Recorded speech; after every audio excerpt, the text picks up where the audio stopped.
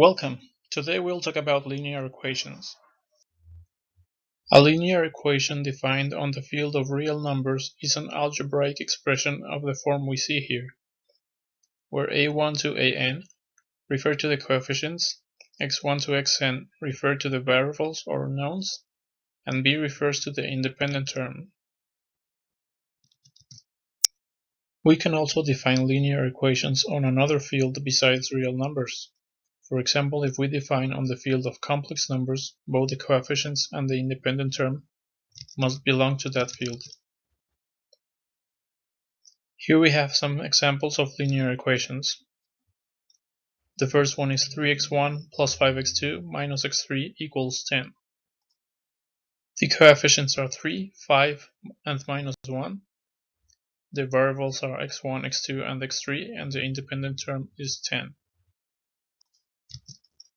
In the second example, we can see that the variables can be any letter or symbol that allows us to represent the unknowns. The coefficients are 1, minus 2, 1, minus 9, and minus 2. The independent term is 0, and the variables are x, m, a, b, and c.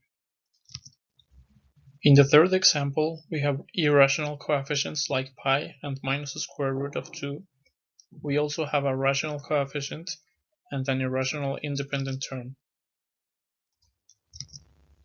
In the fourth example, we can see the use of complex numbers as coefficients.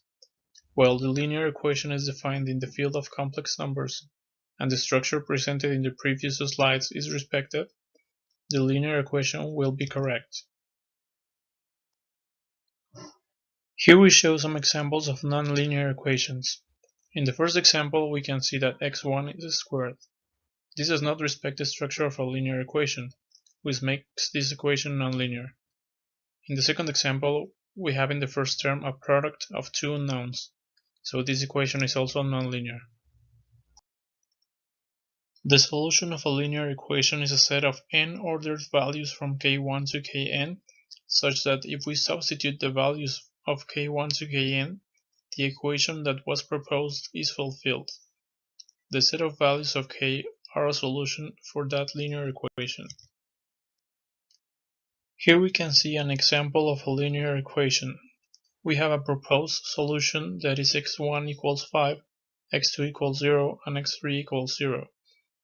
If we substitute these values in our linear equation, we have 5 equals 5, so we have a valid solution. Here we can see a second proposed solution, that is x1 equals 2, x2 equals 5/6, x3 equals 0. If we substitute these values in our linear equation, we have 7 equals 5, which is not true, so we have an invalid solution. Finally, we have a third solution where x1 equals 0, x2 equals 0, and x3 equals minus 5/4. Substituting, we have 5 equals 5, so we have a valid solution. In future videos, we will see how to obtain all the valid solutions for a linear equation of this type, and later we will begin to see systems of linear equations. Thanks for all your attention.